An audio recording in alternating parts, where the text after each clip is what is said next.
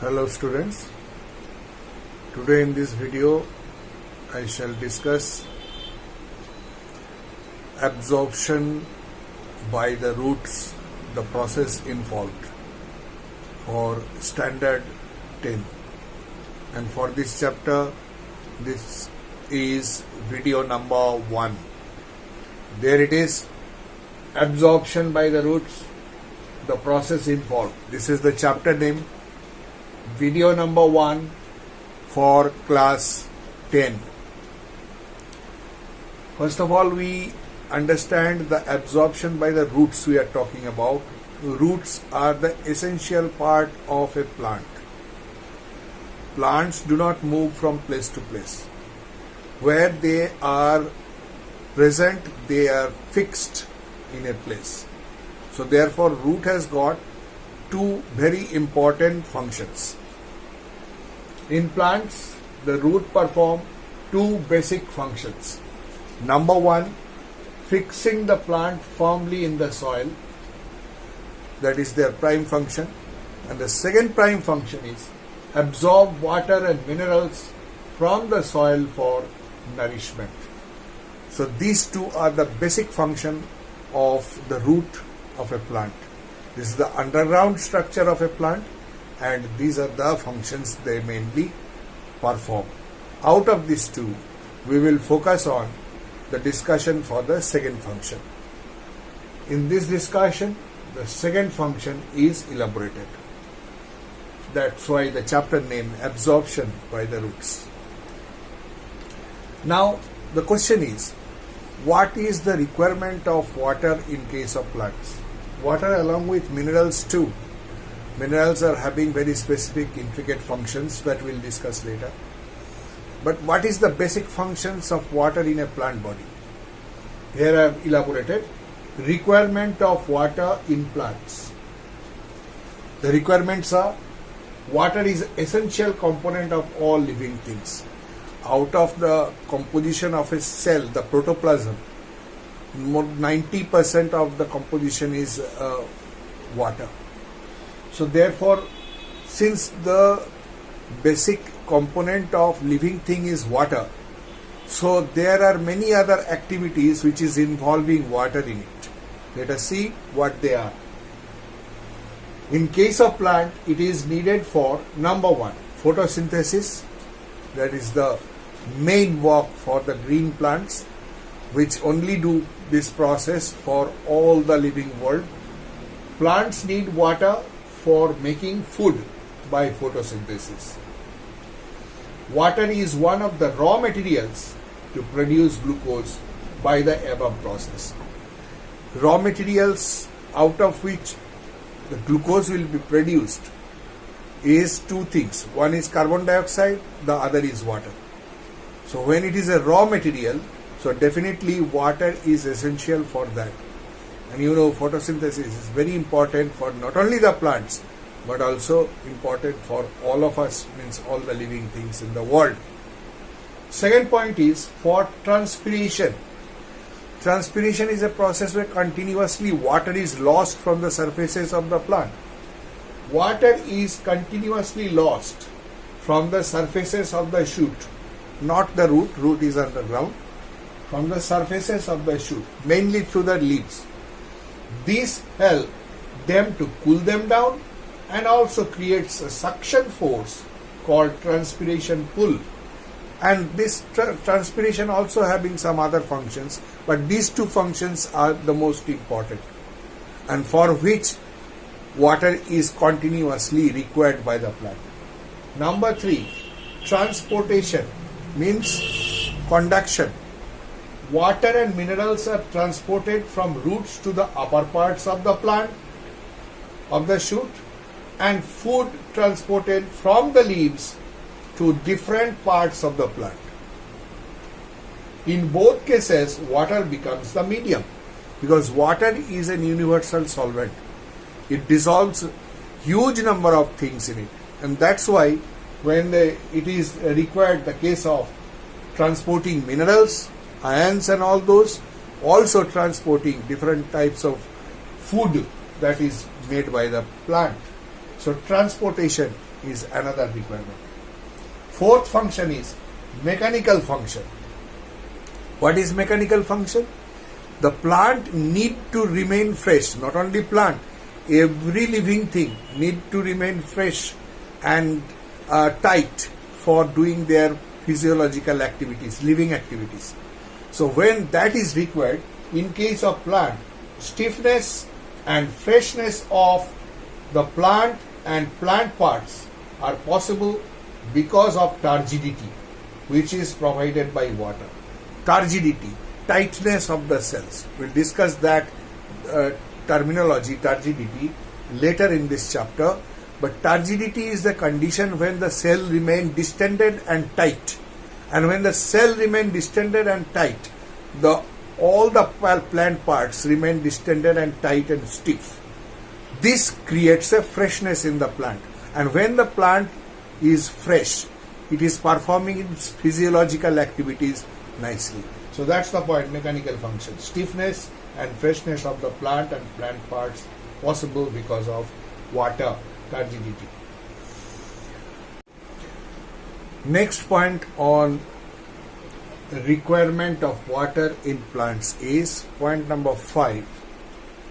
Point number 5, opening and closing of stomata, a very, very important physiological activity of plants, opening and closing of stomata, because stomata are the openings through which necessary gases can be exchanged, and this stomatal opening is depending upon the activities like photosynthesis, transpiration, etc. So opening and closing of stomata is very important for a plant. This opening and closing of stomata only possible due to the presence of water. How? Stomata opens only when guard cells surrounding each stoma bends outwardly. Guard cells are kidney shaped. They are closing the stomata. During the time of opening, they bend outwardly to open the central opening called stoma. When they bend outwardly, this only can happen when guard cells are turgid or tight with water. What guard cells are doing is they absorb water from the surrounding cells, and by absorbing water they become turgid or tight.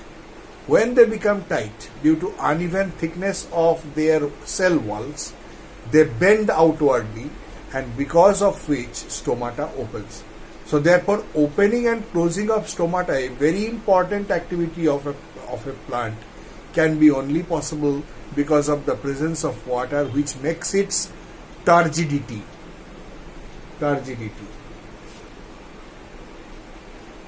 And last point is maintenance of temperature, body temperature. Water has high specific heat. Water is a kind of a liquid in our earth that is having very high specific heat. So it can absorb all the harmful and high temperature radiations. So water has high specific heat, and thus plants can withstand high radiations of the sun without much increase in temperature. This is also another physical aspect of the plants that they maintain. Because it is water, this high specific heat, the temperature of the plant does not increase much. So these are the requirement of water in a plant. Now we need to see first the devices by which the absorption process will be accomplished. What are the adaptations, structural form nature has given to the plant that which is efficient to absorb water? This is the next article. Structural adaptations of the root for absorption of water. What are those structural adaptations? A number of structural adaptations are there. Number one, increase the surface area for absorption. When surface area more in coming in contact with the groundwater, more contact, more absorption. So this increasing of surface area for absorption is a very essential part from the part of root. This is done by two structural specialties. Number one, by having huge number of branches in the root system. Huge number of branches means, in case of taproot system, there is a primary root, secondary root, tertiary root, quaternary root. More and more branching it takes place. Then more and more root tips it produces. They have more number of root tips which carry the main absorbing structures of the root hairs. Actually, the absorbing structure of water and minerals is the root hair. So this root hair is specially adapted for absorption. Surface of the branches are not absorbing water. Absorbing water is root hairs. So root hairs is present at the root tips. And since they are present at the root tips, the more number of tips can be created, more number of root hairs will be there. That's why when they are having huge number of branches, more root tips will be produced. They have more number of root tips, and more number of root tips means more number of root hairs.